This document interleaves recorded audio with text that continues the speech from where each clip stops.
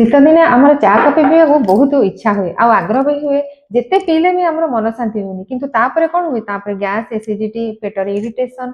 तो आमको गोटे बैड फिलिंग हुए किंतु मो पाखे आज एमती ऑप्शन अच्छी जहाँकि आम चा कॉफी न पीकी गोटे बढ़िया टी पी पार जोटा कि आमको एनर्जी दब साथे आम गट हेल्थ को भी ठीक रख जमीक कि आम सिनामन टी गोटे गोटे ग्लास पानी रे half tea spoon cinnamon powder powder नेबे आ ताको बॉईल करिवे बॉईल करी खाली पेटर पीबे काहे सिनामन ने अछि जो पदार्थ अछि ताहा हमर